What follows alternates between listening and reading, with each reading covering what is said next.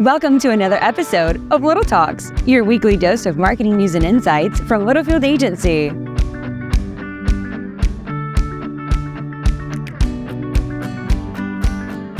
Welcome back to another edition of Little Talks with Littlefield Agency. I'm Sam Littlefield. With me is... Roop, getting a spam call. 1 second. Perfect. All right, it's gone. And a very special guest with us, Mr. Jeff Martin is with us in the studio. Jeff, so welcome. Good to be here. Yes. So good to be here. Thank you. Thank you for being with us. Some of you are probably going to know Jeff. He's going to hate this and he's going to scoff at me. He's kind of a big deal. Yeah. Jeff is a client of ours and very fortunate enough to work with Jeff and his team over at the Philbrook Museum here in Tulsa. And he is the director of communications at Philbrook, but also the president of Magic City Books. And fun fact, his wife owns Antoinette's Bakery. Everybody's favorite That's Tulsa the real bakery. star. Yeah.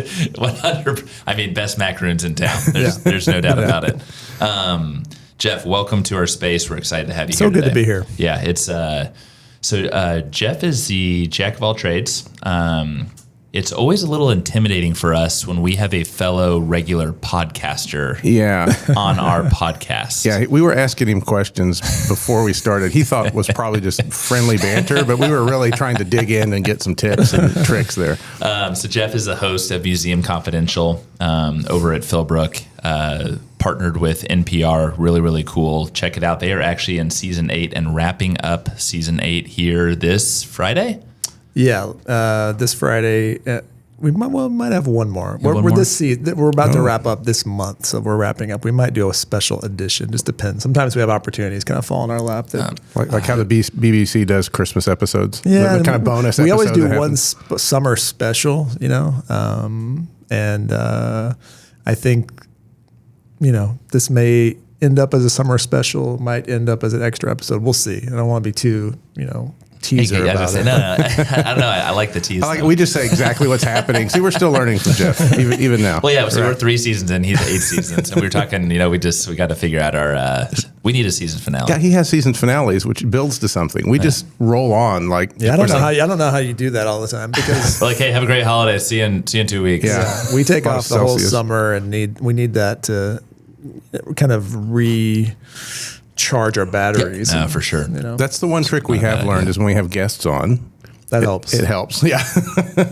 Helps us charge our batteries. It totally does. So Jeff is director of communications at Philbrook. You've been there for 15? Yeah, this summer will be 15 years, which is crazy. 15 years. Wow. And you think the title Instagram didn't exist when I started working there. Oh, wow. Oh, I love that. That's so good. I saw something the other day and it was like, hey, 20 years ago, here's everything that didn't exist.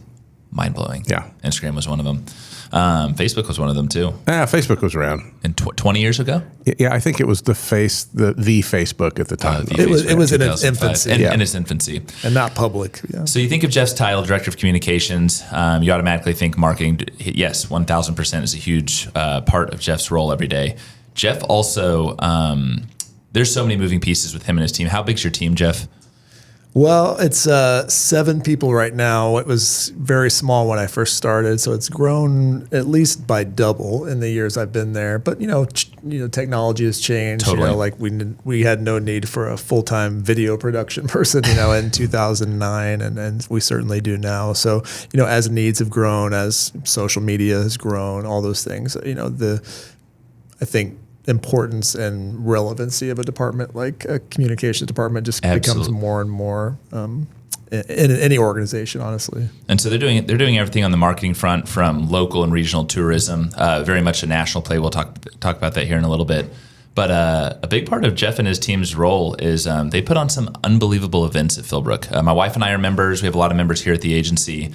Jeff, you are rolling off, I would say, one of the biggest weeks every 2 years here in Tulsa, which is the Philbrook Wine Experience. No BS. It is my favorite week in Tulsa every 2 years. It always falls right around my wife's birthday. I would love for you, especially for our listeners that are not familiar with this week, walk us through what this is and just the whole experience and the the exposure it gives to our great city. So in 1992, a group of supporters put together this wine fundraiser for the museum, which was quite small and netted, in the low thousands of dollars. And that was a huge success in 1992. Wow. Cut to, 2024, and we just raised over $3 million, for the museum. And so this is our largest fundraiser. It kind of funds certain elements of the museum on a biennial basis. It got wonky during 2020 because we had to push it off, of course, for COVID. So we missed that year, and it basically was pushed to 2022, which kind of ended up having to be kind of a double wine experience in a way. Yeah. So that ended up being kind of a record-breaking year because everything had been so pent up and held for so long. And so now we're back to a more normal schedule. We'll be back in 2026. But yeah, it's 50 plus winemakers from around the country, some from around the world, descending on Tulsa, this giant tent on the lawn, which causes all kinds of consternation and stress because of Oklahoma weather in the spring, which we don't have to get into every detail of that, but that was a razor's edge this year. And so truly, it's a multi-day event, and it's grown into be really like a Thursday, Friday, Saturday. It begins on Thursday with what we call wine walk, where people around our neighborhood, which is a beautiful neighborhood, donate their houses, and we have a winemaker at each house, and people can kind of just walk through the neighborhoods and taste wine and move around. So that's kind of a soft open to the weekend. And then Friday night is the big thing called the grand wine tasting, which is you were there, and that's where all the winemakers. We have 1,000 plus people out in the tent. It's very party. It is centric. 1,000. Yes. I figured I was around there. My God, over 1,000. Yeah, and there's 20 plus restaurants. So it's food, it's wine, it's dancing, all kinds of stuff. And then Saturday night is really where we make the bulk of our money for the fundraiser, which is a dinner and auction. And that was what was on the chopping block this year due to some potential tornadic activity. When you had to move it up, correct? The time of the event on Saturday? That's what I heard through the grapevine. On Friday night, while everyone was enjoying the grand wine tasting, as you were, we were like in a war room situation up in our offices. It looked like, like a presidential, kind of situation. Everybody kind of huddled around the table. And we were trying to figure out, here's 6 possible scenarios of how we could pull this off. If this happens, or what do we do here? Oh my God. This happens, then we move this to here. Luckily, for the most part, it went unchanged. Okay. And we got out by the skin of our teeth, I would say, with about an hour to spare. So people got home, and then the weather kind of took a turn for the worse, but we just barely made it. And, if we hadn't, you can't really rebook 50 winemakers. There's no real way to reschedule it. So all of the team there, and I'm one part of a much bigger team that puts that on. We have this amazing events team and our development team who really do all the logistics of pulling all those pieces together. And they work so hard to pull those off. When you're in that moment where you think it could all just fall apart. So we got lucky, and now we're on to the next one. And exactly. And we'll talk about some upcoming events here shortly. One thing, Jeff talked about Thursday, Friday, and then the big event on Saturday. There is an educational component to this, which I think is really cool. Whether you are very into wine or you're just kind of getting into the experience of it. Jeff was kind enough to offer a few tickets to the agency. We saw the Wolf of Wine, Jermaine Stone, incredible. Highly recommend following him on Instagram. And then help me pronounce Anthony's last name. Anthony, the guy at the New York Times. Oh, you're talking about Eric Asimov. Eric, not Anthony. Eric Asimov. He is the wine critic for the New York Times, which is a great job if you can get it. Wow, yeah. I don't see it. There's not a lot of openings for that, so keep an eye on it if you're interested. He's been around for a while, so maybe at some point there will be an opening. But he's a great guy. And what's really cool about him is in 2019, I reached out to him and I said, "Hey, cold." Wow. Reached out to him and said, "Hey, here's this event we do. I'd love for you to come in and experience it, see what it is." Because even at that time, we were one of the top 4 or 5 wine fundraisers in the country. Wow. And so he'd never been here before, and he said, "Yeah, I'll come do it." And so of course 2020 didn't happen, and I was like, well, that was just one more thing that didn't happen, and I didn't expect him to come back. But he said, "Hey, I'll be there whenever it happens." So he held to that promise and came in 2022. And did that was his first experience, wine experience. And then about a year ago, and it was actually 1 year to the day from when you were there, I was reading the New York Times, and there was a huge profile of Jermaine Stone. Wow. And his whole deal is merging the culture of hip hop with the world of wine, which you can imagine are quite disparate historically. And he, wants to kind of take out some of that elitism that we see in the wine world, bring in some, more of that kind of vibe of the hip hop world, and merge those things together, And this guy, Jermaine, he just got nominated for a James Beard Award for his TV show, which is called Street Psalm. He's won all kinds of other awards. He just got nominated for an Emmy as well. And he's just doing something that's so different in that world. Because when you think about the wine world, there are certain stereotypes that come to mind. Absolutely. And he's breaking those. And so anyway, Eric Asimov did this huge profile of him. And I thought, we know Eric. How cool would it be to get them in conversation live together, And they vibed well. Yeah. And so I reached out to Jermaine's people, and it just kind of all fell into place. And so he has a podcast also called Wine and Hip Hop. And so we recorded that, and that conversation is going to be on his podcast. So, of course, from a marketing angle, I knew that would pay dividends for sure. down the road. So you have to kind of always be thinking about, what's the kind of long tail of this thing. And so that'll be out. And people who listen to his podcast may have no idea about Philbrook Wine Experience. They're going to know now, and his stamp of approval on it's going to make it easier for them to be engaged with us next time. So you always have to think about those ripples. It's a perfect segue. As we think about ripples, you use the word stereotype in the sense of wine. Let's talk about the word stereotype in the sense of museums, right? You think of national well-known museums across the world. We've got the number 2 museum in the United States is ranked by USA Today a few weeks ago, Philbrook Museum. Why we wanted to have you on as our guest is in your 15 years of experience, you've transformed the Philbrook Museum in the sense of what is traditionally a stuffy place into a place for family and fun. You have done that. Your team has done that. And Jeff, walk us through, and for those that are not following Philbrook on Instagram, Facebook, etc., TikTok, do it. They're amazing. Walk us through the brand voice and presence that you've established with your team to help those that are familiar or not familiar with Philbrook understand that this is a very inviting place. Yeah, the museum's been around since 1939. It's in a historic mansion. For those who don't know, it's in a historic 72-room mansion that was built in 1927. So we're coming up on 100 years of the home. And, it's kind of what you would expect. It's an oil baron. It's a big mansion. It's in the wealthiest part of town. These are all cool things. Of course, people love to come, but it creates a certain amount of barriers, right? Like Absolutely. We're never not going to be in a big mansion. We're never not going to be in this part of kind of town that is intimidating to a certain segment of audience. And so how do we, the building's not going to change, some of those things aren't going to change. Well, what can we do to change perception? And that's been in some ways my main mission since I came in. And when I came in 2009, the director at that time who hired me, it was kind of a strange situation. I was just hired totally cold. I never applied for a job. I was just offered the job. And Wow. And it was a job that really didn't exist at the time. And the idea was to kind of look at what was happening in communications at that time, which was new media and everything that was burgeoning, and see, can we get in on the ground floor a little bit? And museums were really behind on that from the beginning, and we wanted to do that. Because the thing is, we're a small museum, right? We're not the Met, we're not LACMA, we're not the Art Institute of Chicago.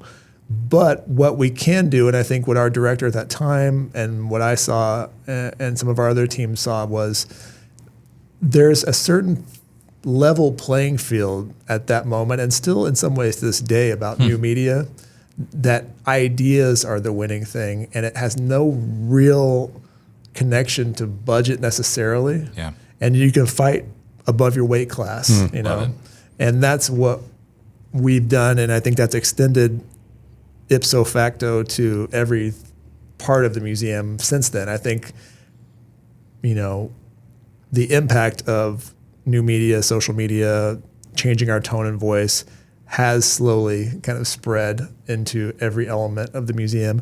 And I think we often use the term stuffy old museum. And the reason why we say that is because early on I would take we would take like an image of someone doing something unexpected at the museum. This could be a kid playing in the mud, or it could be two punk rock looking kids, looking at a sculpture who you just might not look like what you think the average museum guest looks like.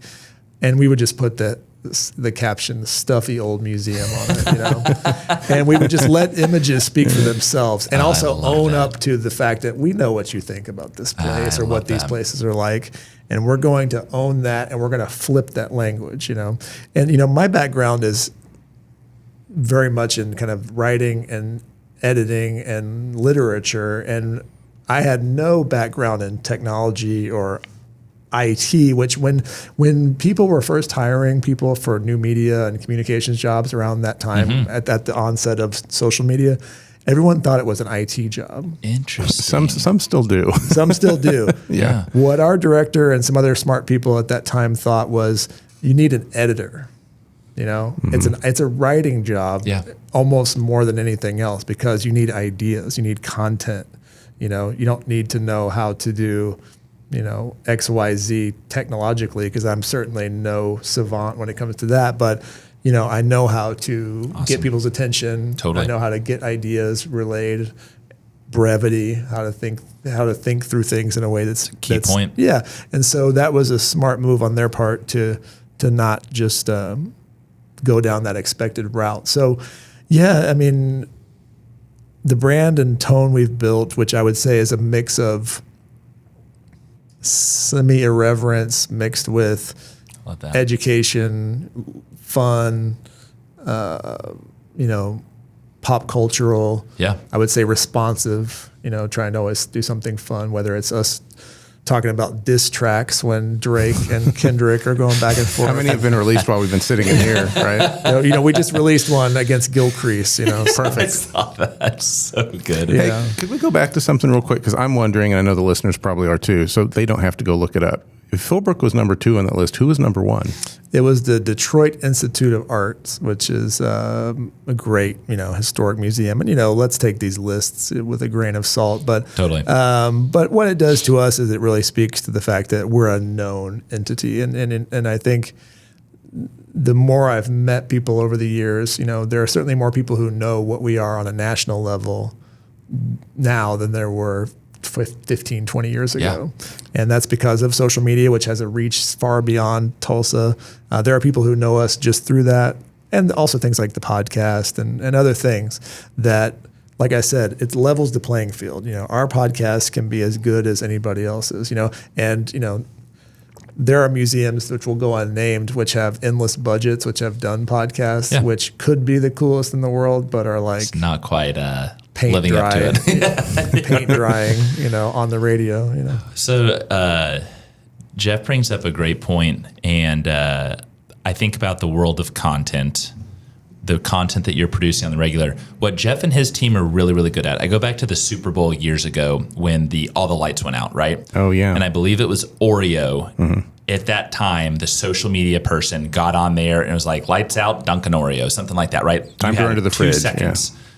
Jeff and his team, Taylor Swift album released, boom, right? Like there is, in whatever era that it may be, but Jeff and them are so timely. And I think that's what makes for really, really good content. I preach that here at the agency all the time. You have a very constricted amount of time to be relevant, right? You think about trends, you think about whatever the Kendrick and Drake, and I saw that and I was like, they did it again. And it wouldn't work next week. It wouldn't work next week. No. And if it did, be like, oh, yeah, Philbrook, you're about a week late. No, you guys are on it. And you have to understand that a good portion of your audience won't know what the hell you're talking about. And that's okay. Because those that do really engage. Because what's funny is there will be people, and of course, it's mostly on Facebook, some of the pop cultural stuff, because there's certainly become more of an age break between the platforms.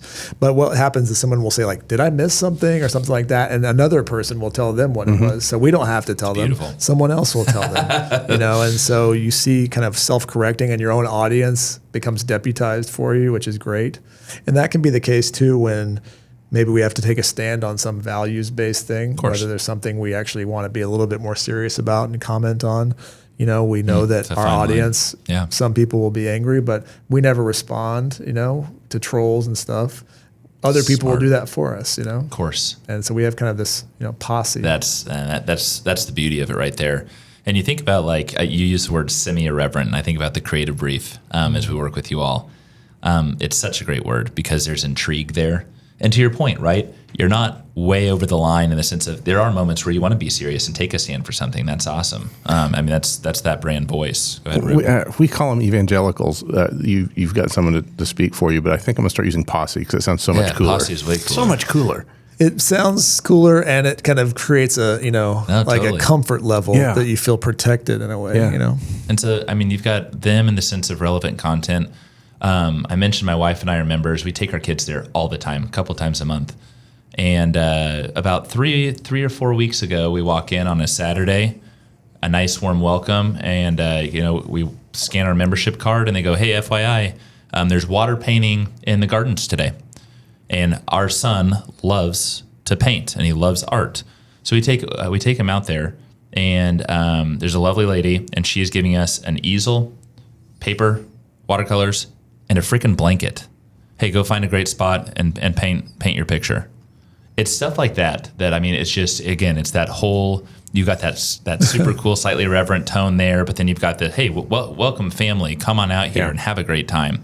And I just don't see myself doing that at the Met, So. Well, there was a great article in the Times yesterday that was just talking about kids are never too young to go to museums, and how museums are embracing younger and younger audiences, like down to babies, Awesome. And we're doing that as well. But, that kind of program that you came to where you showed up just to come have fun, but then there was this offering to you as part of something that we've really started, I would say, specifically post-pandemic, which is recurring daily programs, mostly Wednesday through Saturday, that have built these huge audiences that people become kind of dependent on in a way, and also look forward to in a way.